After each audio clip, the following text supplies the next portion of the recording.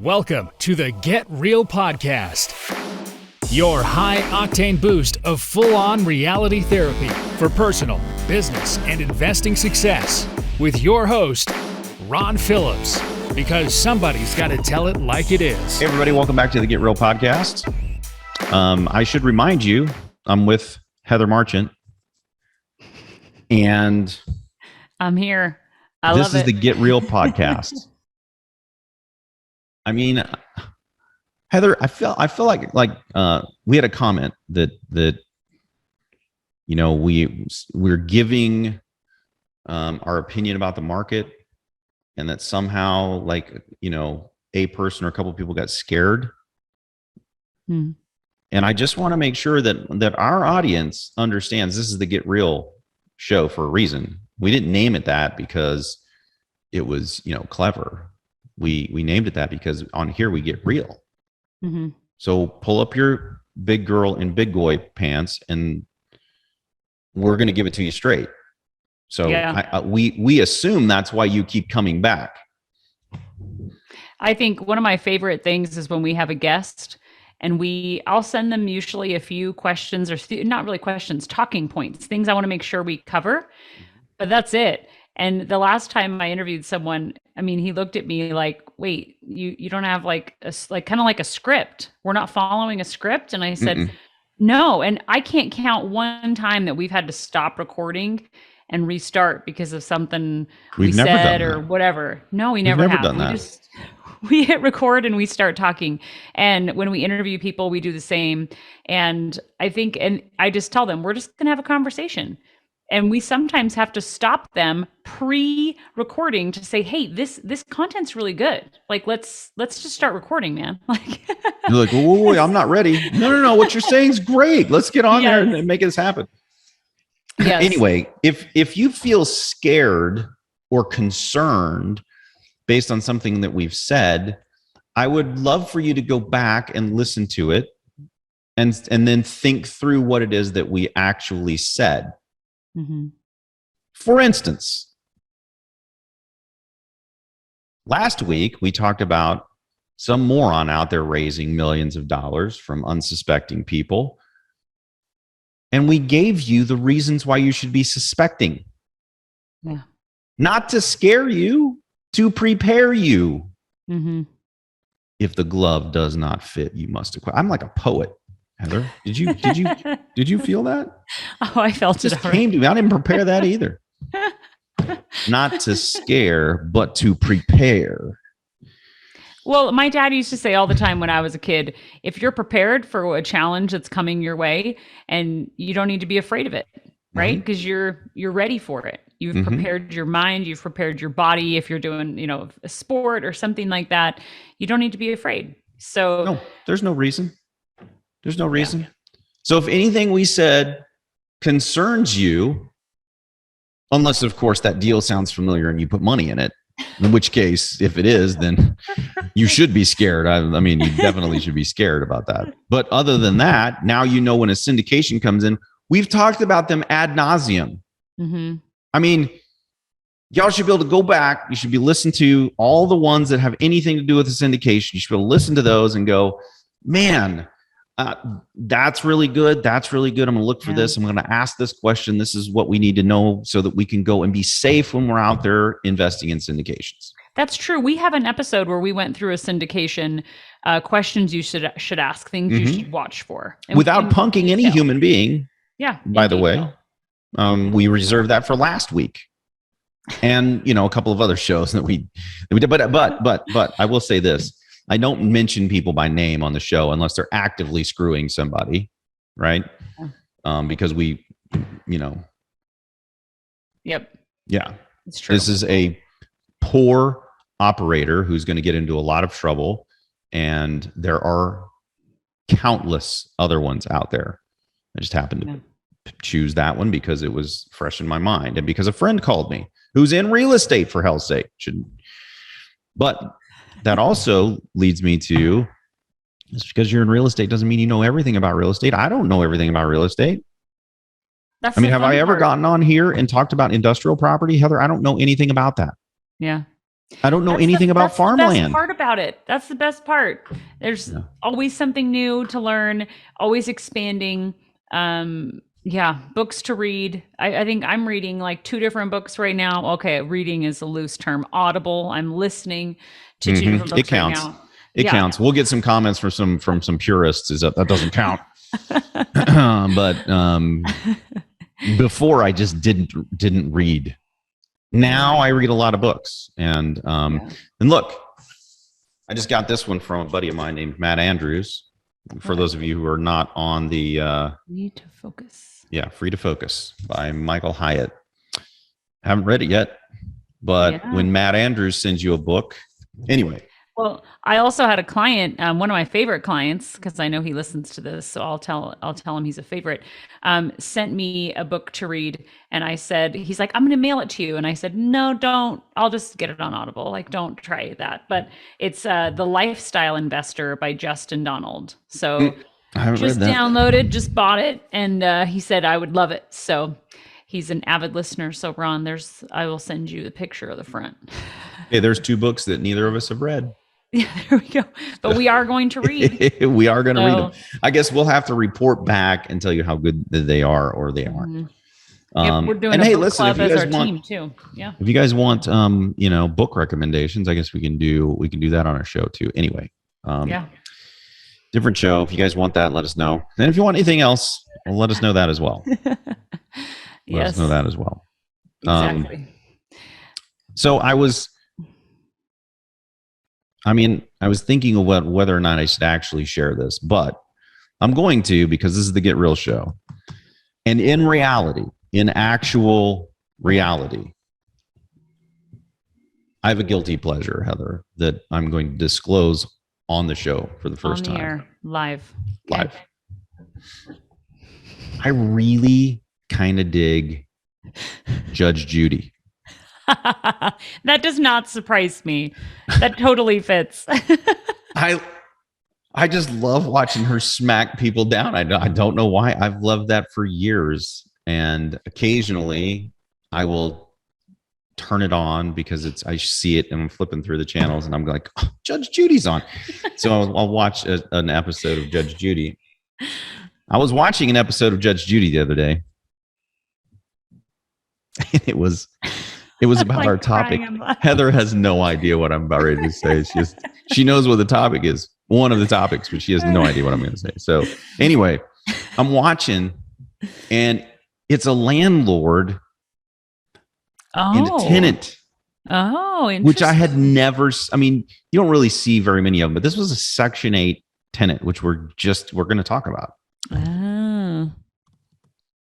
And at first I thought, well, this dude is screwed because she, the Section 8 tenant pulled out her form that said she passed the Section 8 inspection when she left and whatever. It was the one she gave Judge Judy was a year old, not her exit. And she didn't have her exit one. Of course, she didn't have her exit one because her exit one would have looked like crap. Anyway, the dude had pictures and the place looked like a bomb went off. Everybody's heard the horror stories about Section 8. Not all Section 8 tenants are like this, but this one actually got a judgment against her. And I felt like hands were in the air. And for all landlords out there who have ever been in the situation where someone has damaged your property, to get a judgment on them, even if you'll never collect. That guy's never going to collect from this chick. But she's now got a judgment, which means it's going to be really difficult for her to rent a place. Yeah. As probably lost Section 8 funding, right? No, that's the thing, is that Section 8 signed off on her exit. But the guy had two because he went back to Section 8 and said, are you out of your mind? The first exit, all they did was inspect whether or not the place was safe. So they inspected the fire, the smoke detectors and things like that, made sure things were working. They didn't say anything about the condition of the property. So the guy went back and said, hey, here's pictures from move in. Here's pictures from move out. And they're like, oh yeah, she damaged your place. Still didn't kick her off Section 8. So Wow, that's crazy. So anyway, we're going to talk about Section 8. And I started off with a horror story to go along with our theme, to scare you guys. That's the goal. It's working. Yeah, I think that there's a stigma for sure on Section 8 tenants. And so, like we talked about last time, educating yourself so you don't make decisions based on fear, right? Because you read somewhere, heard from someone, right? Like educating yourself and understanding what the facts are for Section 8 and the horror stories, right? I mean, those are real. Well, so what do you learn in the horror stories? There's real lessons to be learned in all of the horror stories, right? And I'll give you a few. Number one, you should probably just go on Judge Judy, because Judge Judy will smack them down, which is fantastic. She kept saying, I don't believe you.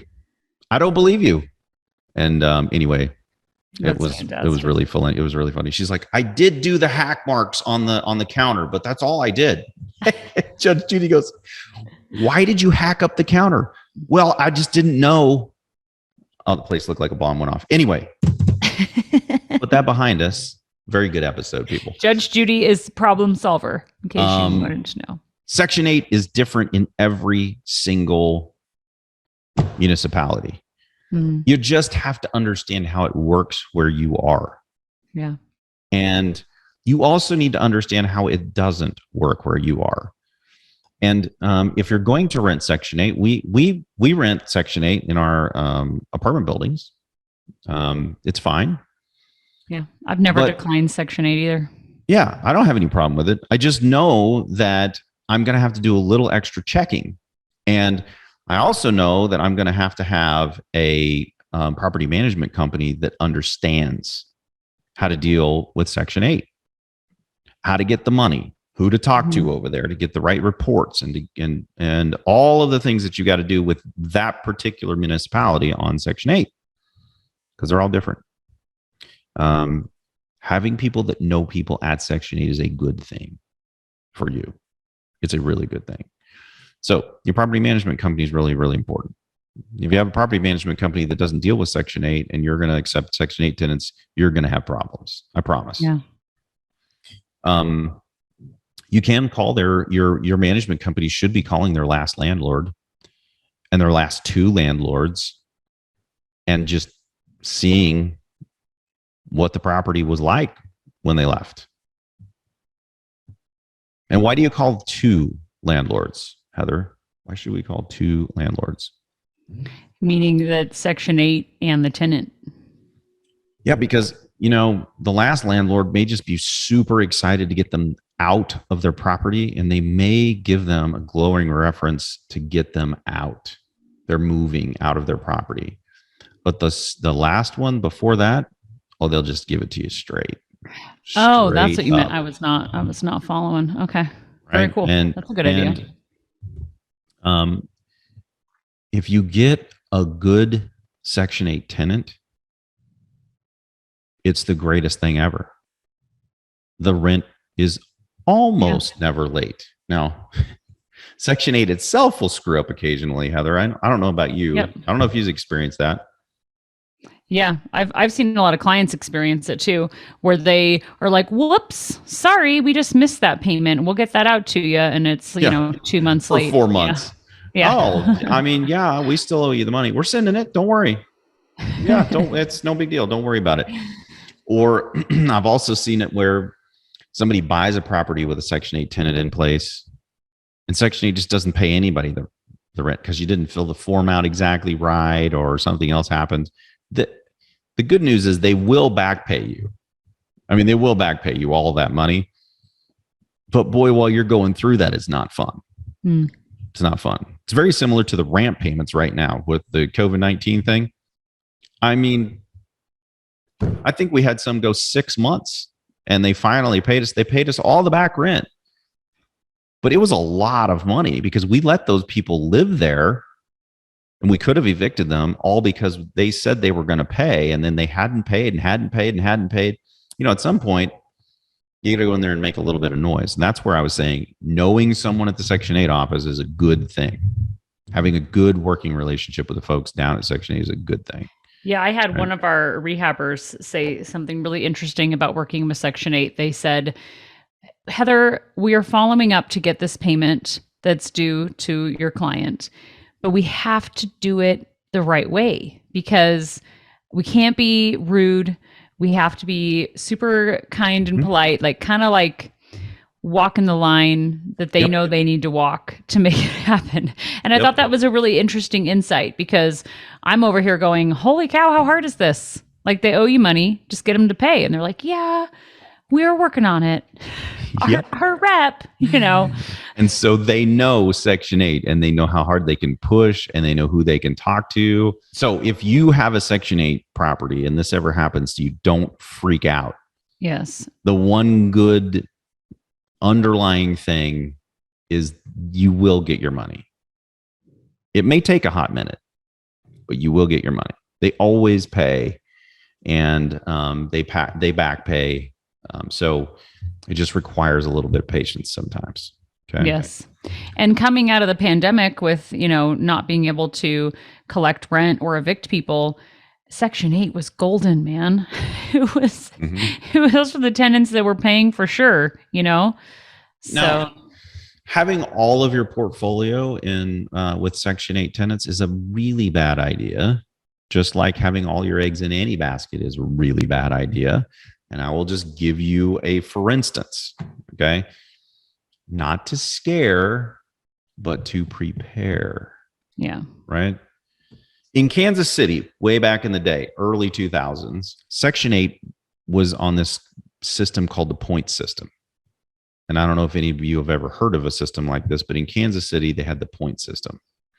The point system was based on trying to get Section 8 tenants to have nicer properties provided for them. Mm-hmm. So if you pointed out your house, you got the top end of the rent. And then depending on how many points you got, you could get all the way down to the low end of the rent.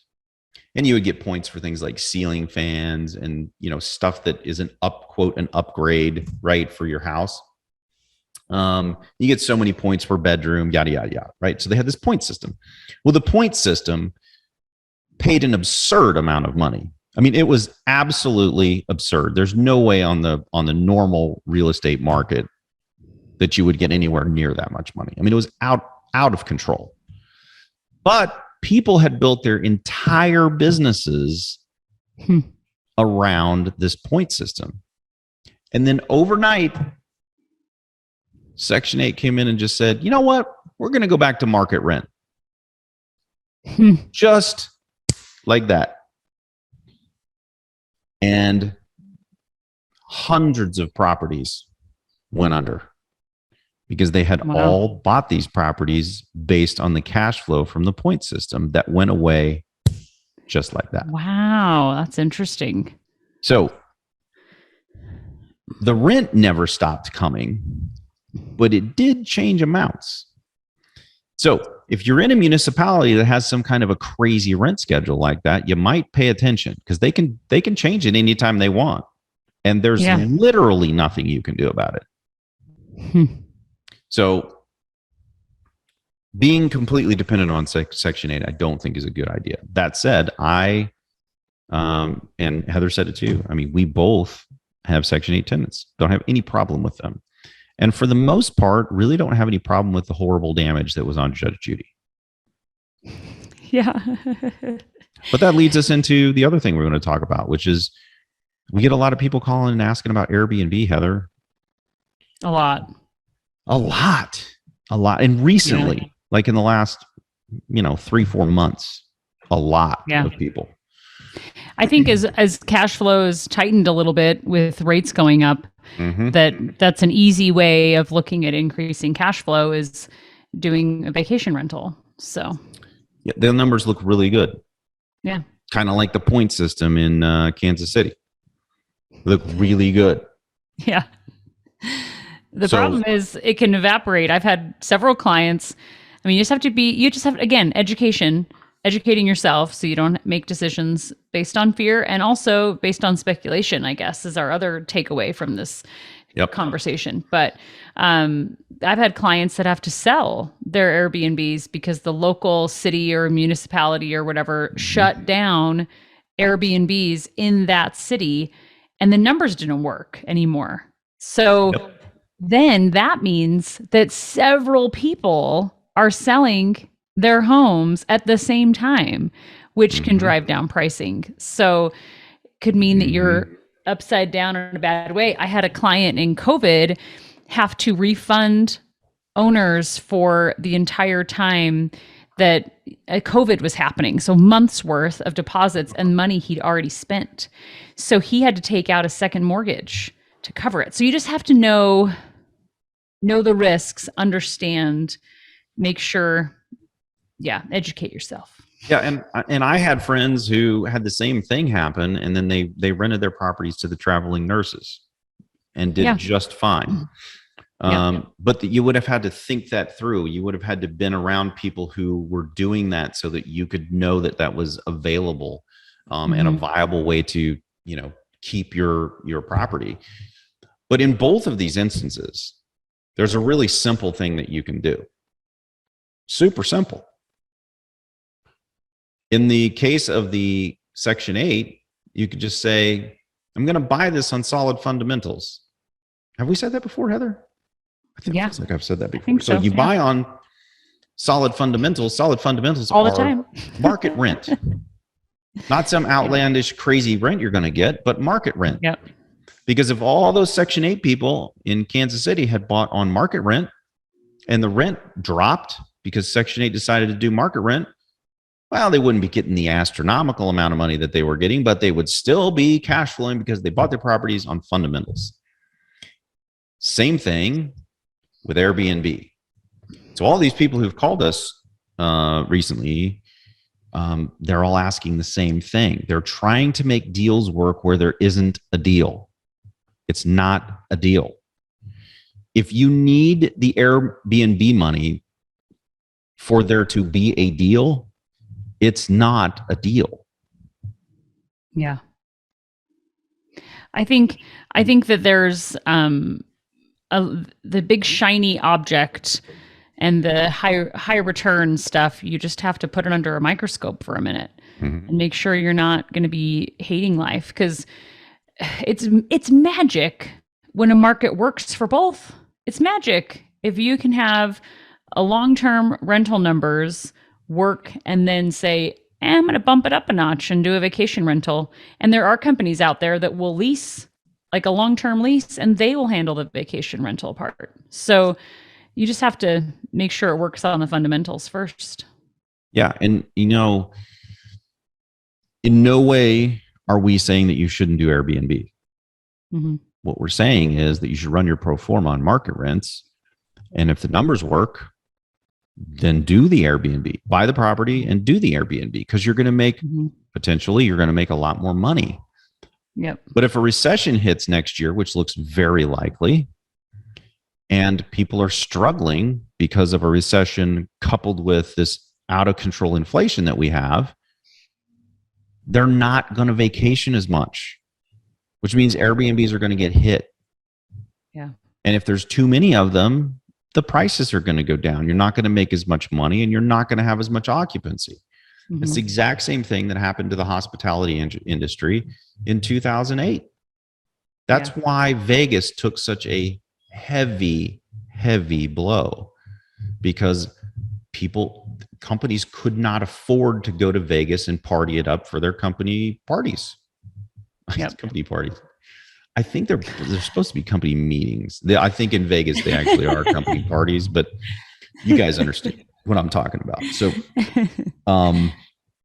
just be careful.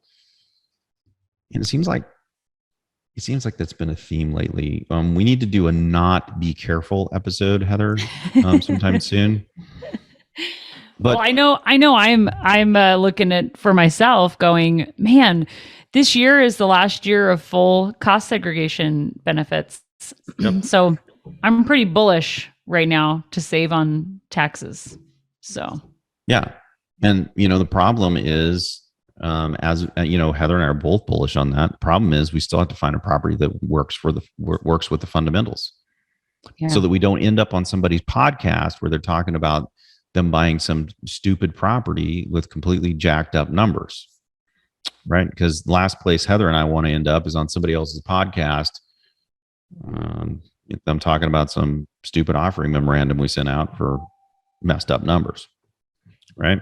So just be careful with those two. Well, and with anything else for that matter, but be careful specifically with those two. We've had some people to ask about Section 8. Heather, I'm giving a thumbs up to Section 8 tenants. Yeah, me too. I like them. Mm-hmm. I like them. Just screen them appropriately. Make sure your property manager knows what they're doing. Check in on them. Yeah. Make sure they're taking good care of your place. And I will say one other thing about Section 8. Most Section 8 tenants that I've seen lately have been, in the last several years, have been on disability. And so that's my norm that I've seen. And so they're often just, they can't take as good a care of the place for physical restriction reasons. And so the yard sometimes doesn't look as good. And, maybe they don't keep the house as clean because they're on disability. So again, just understanding the situation, making sure that you set realistic expectations too. And they can, usually tenants on disability stay for a really long time. Yep. So, and there's other things you can do to your house to, protect against that. If you're going to rent your house to Section 8 and that they're going to be a little harder on your property, well then, put in flooring that's flooring that can handle the abuse. Builder grade carpet isn't going to cut it. Right. So be smart about how you turn your units and how you renovate them based on the tenants that you're going to put in. All right. Same thing with Airbnb. I give it a thumbs up. If you want to do it, do it. For a little while, you'll make a ton of money. And then when it stops working, you'll be just like the Section 8 people in Kansas City that bought their properties right. You won't lose yours. You won't be forced to sell yours. You can rent yours for market rent. All right. I think it's really, really important. All right. Did we scare everybody on this episode? I know. I'm very conscious. I'm self-conscious now about scaring everybody. I'm really not. I don't care. I really don't care. I do want you guys to be informed. That's the most important thing. Right. So we don't beat around the bush. It is what it is. That's right. Section 8 people are great. They probably are going to live a little harder on your property than anybody else. It's just the way it is. And they often, like you said, Ron, they often pay a little more because of that. Not always, but often. Yep. So they don't pay late. Yeah. You gotta love that. Yeah. All right. Well, there's and these were both requested by some of you out there. And so if y'all want to hear something in particular with respect to business, with respect to real estate, or how those intersect with life, let us know. We'd be happy to do a show specifically for you. In addition to that, you can send us articles if you want to do a show on if you want us to bloviate on some article. We do get some of those sometimes, and those are fun. Anyway, love that. Until next time, get out there and make something happen. Thanks, guys. This has been the Get Real Podcast. To subscribe and for more information, including a list of all episodes, go to getrealestatesuccess.com.